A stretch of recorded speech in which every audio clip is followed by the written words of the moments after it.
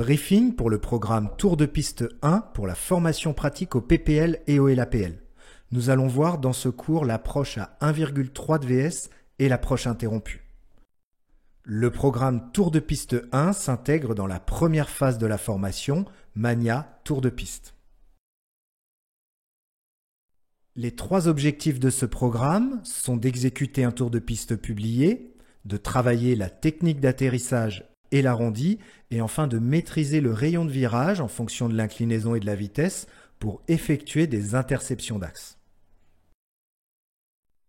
Les briefings qui seront évoqués dans cette présentation sont le déroulement d'un tour de piste rectangulaire, le briefing approche, l'atterrissage, l'approche interrompue, aussi appelée remise de gaz, et enfin le posé-décollé, que nous utilisons régulièrement sous le nom de touch and go. Commençons par décrire les différentes branches d'un tour de piste. Il y a tout d'abord la branche de montée initiale, la branche de vent traversier, la branche de vent arrière, la branche d'étape de base, et enfin la branche finale. Je vous propose d'étudier le déroulement d'un tour de piste et les différentes étapes clés qui le constituent. Tout d'abord, l'avion aligné au seuil de piste durant la course au décollage va effectuer les vérifications du décollage. Ensuite, dans la montée initiale, l'avion va attendre une hauteur de sécurité de au moins 300 pieds sol pour effectuer la checklist après décollage. Ensuite, il poursuit la montée et va entamer son virage vers le vent traversier à une hauteur d'au moins 500 pieds sol. Durant la phase de vent traversier, il continue la montée jusqu'à atteindre la hauteur du circuit publié. La hauteur standard est de 1000 pieds sol, mais il peut y avoir des hauteurs différentes en fonction des terrains, et il se mettra en palier à cette hauteur. Il rejoint la branche vent arrière qui est parallèle à la piste et effectue en début de branche vent arrière la checklist vent arrière. En milieu de vent arrière, il va faire un contact radio. Et en fin de vent arrière, ou un peu avant la fin de vent arrière, il va effectuer un briefing approche que nous détaillons un peu plus tard dans cette présentation. Arrivé au point clé de repère de 30 degrés par rapport au seuil de piste, il va se mettre en virage et en descente pour rejoindre l'étape de base.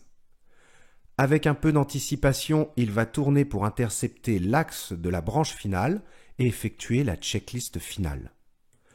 Durant la finale, il garde son plan, son axe et sa vitesse jusqu'à une hauteur de 100 pieds sol, hauteur à laquelle il prendra la décision soit de remettre les gaz si l'avion n'est pas stabilisé, soit de poursuivre pour faire un atterrissage. Pour résumer, un tour de piste, c'est constitué de plusieurs points clés qui se succèdent et c'est un peu comme une poésie. C'est-à-dire qu'il faut connaître par cœur les différentes étapes. Pour s'entraîner, je vous conseille de vous asseoir sur une chaise et de répéter les différentes choses qui seront à faire pour bien maîtriser l'ordre et les actions à effectuer afin d'être à l'aise dans l'avion lors de la réalisation de vos tours de piste. Pour aller plus loin sur le tour de piste, je vous invite à visionner le cours qui est dédié à ce sujet. Vous y trouverez notamment des conseils pour la réalisation d'un tour de piste. Parlons maintenant du briefing approche qui, comme nous venons de le voir, s'effectue durant la fin de la branche vent arrière. Le briefing approche, il n'est pas là pour faire plaisir à l'instructeur, il a un vrai rôle, c'est pour vous préparer à l'atterrissage. Il va donc être effectué avant d'atterrir, il va être fait selon les conditions du jour, et surtout il prendra en compte la particularité du terrain et notamment la longueur de la piste. Le briefing approche se constitue de 4 points clés. Le premier point, c'est la configuration, c'est-à-dire quelle est la configuration avec laquelle vous allez atterrir. Elle peut varier en fonction du vent ou d'une panne par exemple. Le deuxième point, c'est la vitesse que vous allez choisir en finale, qui est soit la vitesse utilisée tous les jours, mais ça vous permet de vous la remémorer, ou alors elle va être différente s'il y a par exemple du vent rafale et que vous décidez de la majorer. Ensuite, vous prenez le temps de savoir quel est le type de piste sur lequel vous atterrissez. Est-ce que c'est une piste courte ou est-ce que c'est une piste longue qui fait plus de 2000 mètres? Et enfin, vous parlez des menaces propres au jour. Voici un exemple de briefing. Volet deuxième cran, vitesse 120 km/h en finale, piste non limitative et pas de menace aujourd'hui. Ça peut paraître quelque chose de trivial, mais c'est très intéressant ce briefing approche, surtout lorsque vous rentrez d'une navigation et que vous êtes concentré sur votre navigation à l'estime. Ce petit temps qui prend 10 à 20 secondes vous permet de vous reconcentrer sur l'atterrissage en vous remémorant quelle sera la position des volets, quelle vitesse vous allez utiliser, est-ce que c'est une piste qui mérite plus d'attention qu'un atterrissage dans l'ordinaire, et est-ce qu'il y a des menaces. Un autre briefing pourrait être volet deuxième cran, 130 km/h en finale car il y a de la rafale de vent, la piste est courte, du coup la menace c'est la piste, je ferai un atterrissage court ou alors je me prépare à remettre les gaz si jamais je ne suis pas stabilisé pour éviter une sortie de piste. Vous voyez que le briefing approche va donc être différent en fonction des situations comme par exemple une panne, le vent ou alors un type de piste. Pour info, vous pouvez considérer en aviation légère qu'une piste est courte lorsque sa longueur est inférieure à 900 mètres. C'est-à-dire que si vous commencez à arriver trop et trop vite, le risque de sortie de piste existe. Bien évidemment, cette longueur est adaptée en fonction de l'avion que vous utiliserez. Il existe un cours qui est dédié au briefing approche et qui vous permet de voir plus en détail comment il est construit. Parlons maintenant de l'atterrissage. Comme vous le voyez à l'écran, l'atterrissage, c'est la dernière étape du tour de piste. Pour qu'un atterrissage soit réussi, il faut que l'avion soit stabilisé à 100 pieds sol. Pour que l'avion soit stabilisé à 100 pieds sol, il faut être présenté au bon endroit, bonne hauteur et bon axe en début de finale. Pour que l'avion soit présenté à la bonne hauteur et au bon axe en début de finale, il faut qu'il soit parti en virage au bon moment en fin de vente arrière. Pour qu'il soit parti en virage au bon moment en fin de vente arrière, il faut également qu'il se soit préparé par son briefing approche. Et nous pouvons remonter ainsi toutes les étapes du tour de piste, c'est-à-dire pour résumer qu'un atterrissage réussi, dans la plupart des cas, c'est conditionné par un tour de piste qui est maîtrisé.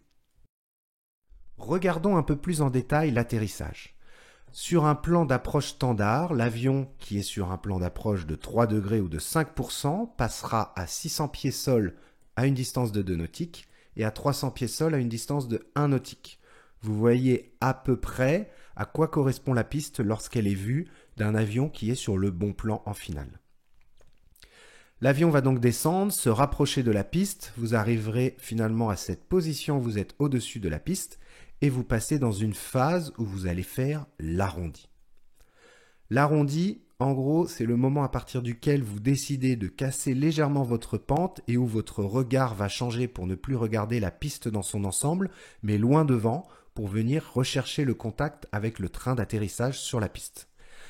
Pour donner une définition complète, l'arrondi est la technique qui permet d'assurer la transition entre le seuil de piste à 50 pieds sol et à 1,3 fois la vitesse de décrochage, et le moment où vous touchez les roues et où la vitesse sera de environ 1,1 fois la vitesse de décrochage.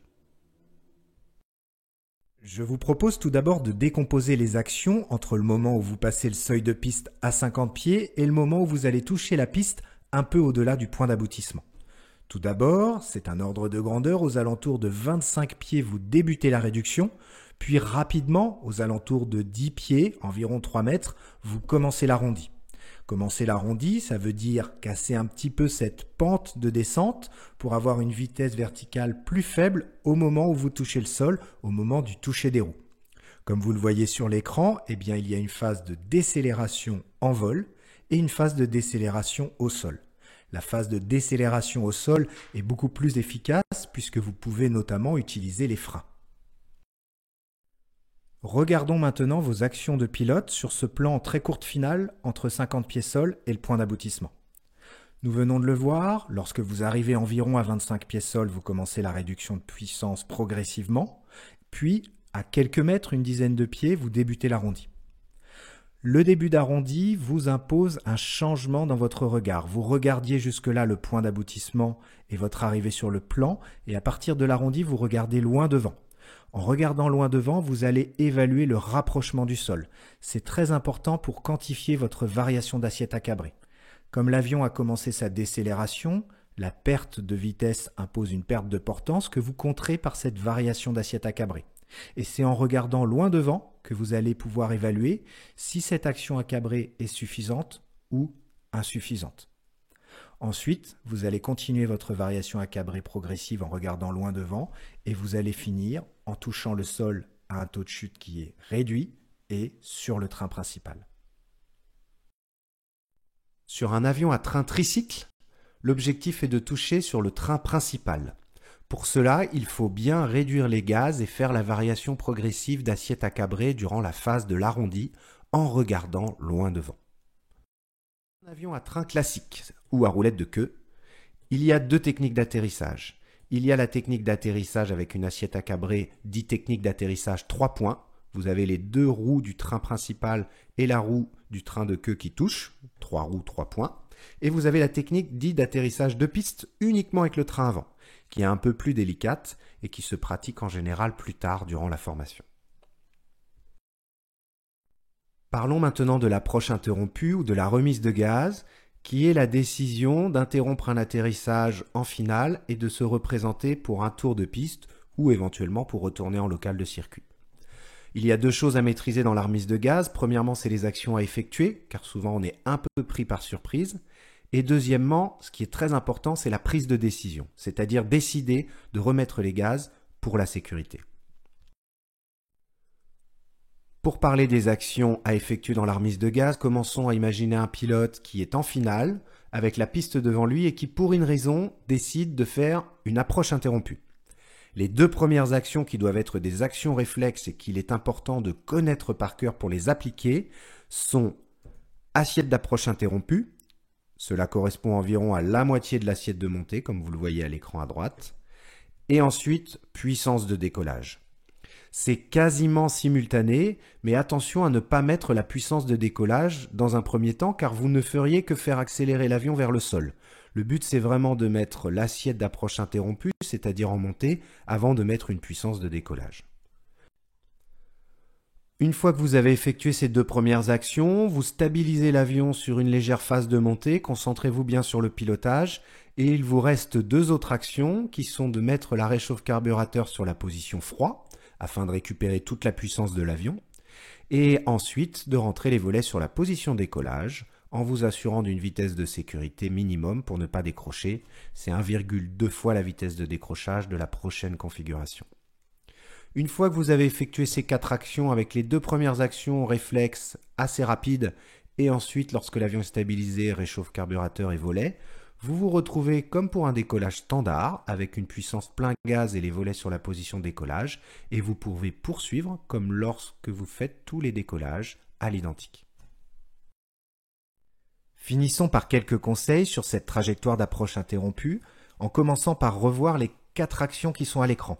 C'est l'assiette d'approche interrompue et la puissance de décollage, et ensuite la réchauffe carburateur sur froid, puis les volets en position décollage. Le premier conseil, c'est d'effectuer les deux premiers items comme des actions réflexes. Cela veut dire que si vous décidez d'interrompre un atterrissage, vous devez de manière immédiate, par une variation d'assiette à cabrer, aller chercher l'assiette d'approche interrompue, puis afficher la puissance de décollage. Le deuxième conseil, c'est de donner une priorité absolue à votre trajectoire. C'est-à-dire qu'il faut mettre l'avion en montée et aller chercher la bonne vitesse. Il ne faut pas avoir une vitesse trop faible, par exemple. Dans la plupart des cas, il n'y a aucune priorité à faire un message radio. Ce message radio est un moyen de distraction qui va vous éloigner de la trajectoire. Vous aurez tout le temps plus tard, lorsque les actions seront effectuées, de faire un message radio pour signaler votre trajectoire. Mais donnez la priorité à faire voler votre avion. Le troisième conseil que je vous donne, c'est de contrer les effets moteurs. En effet, il faut être très vigilant car durant l'approche, vous avez une puissance qui est faible, mais lorsque vous engagez la remise de gaz, votre puissance deviendra la puissance maximale du moteur, la puissance de décollage. Du coup, les effets moteurs sont significatifs et ils provoquent un couple cabreur, mais également un effet sur l'inclinaison et sur l'axe de lacet. À vous de regarder dehors et de bien contrer ces effets moteurs. Encore une fois, c'est la trajectoire qui est prioritaire, vous devez emmener l'avion où vous voulez et ne pas subir ces effets moteurs. Le dernier conseil, c'est qu'il faut garder à l'esprit que sur une remise de gaz à très faible hauteur, votre avion peut toucher la piste. Si par exemple vous décidez de remettre les gaz au dernier moment, malgré votre affichage de l'assiette et de la puissance, l'avion peut continuer légèrement la descente et toucher la piste. Ou également vous pouvez avoir fait un atterrissage loupé, ou alors loupez votre arrondi, vous touchez, vous rebondissez, vous décidez de remettre les gaz. C'est les mêmes actions, il ne faut rien changer. Assiette, puissance, puis lorsque l'avion est en légère montée, réchauffe carburateur, volet. Vous trouverez une vidéo dédiée à l'approche interrompue, la remise de gaz, qui rentre plus en détail dans la procédure et également dans les différents cas qui vous amèneraient à prendre la décision de remise de gaz avec des vidéos pour étayer ces cas. Je vous propose de parler du posé-décollé que vous appelez certainement le touch and go. Cet exercice est très courant en tour de piste car il permet d'enchaîner les tours de piste durant un vol assez court. C'est pour s'entraîner à atterrir. Il y a 4 actions à effectuer pour le posé-décollé afin de se retrouver dans une situation de décollage connue. La première action, c'est de ne pas freiner. Il n'est pas du tout dans l'objectif de faire ralentir l'avion, donc lorsque vous avez atterri, contentez-vous de contrôler l'axe de piste à l'aide des palonniers et de ne pas utiliser les freins. La deuxième action, c'est de rentrer le réchauffe-carburateur sur froid, le pousser. Cela permet de récupérer la puissance pour plus tard. La troisième action, c'est de rentrer les volets sur la position décollage. Vous étiez en position d'atterrissage et vous rentrez les volets pour pouvoir redécoller. C'est enfin la quatrième action avec la puissance de décollage. C'est une puissance de plein gaz sur nos avions légers qui permet de repartir sur une phase connue de décollage et donc d'enchaîner avec les vérifications de la course au décollage que nous avons vu précédemment, c'est-à-dire puissance disponible, pas d'alarme et pas d'actif. Mémorisez donc bien les 4 premières actions à effectuer dans cet ordre pour vous retrouver comme sur un décollage standard et poursuivre pour un tour de piste par exemple. Il est très important de remarquer que la puissance sur la position décollage s'effectue après les actions de réchauffe-carburateur et des volets. C'est-à-dire que vous reconfigurez votre avion et une fois que l'avion est reconfiguré, vous remettez la pleine puissance pour repartir comme sur un décollage. Il faut remarquer que cela est différent de la remise de gaz que nous avons vu précédemment dans cette présentation, car lors d'une remise de gaz, vous effectuez l'assiette et la puissance en premier, et une fois que l'avion est mis en montée, vous effectuerez les actions réchauffe-carburateur et volet. La priorité en remise de gaz, c'est de mettre l'avion sur une trajectoire de montée. Il y a 2 raisons pour lesquelles le posé-décollé s'effectue avec une puissance de décollage après la réchauffe et les volets. La première, c'est que lorsque vous mettrez la puissance de décollage, l'avion aura tendance à osciller sur la piste. Aussi, si vous effectuez réchauffe-volet en premier, vous aurez ainsi libéré la charge de travail et pourrez vous concentrer sur la trajectoire, c'est-à-dire tenir l'axe de piste et redécoller.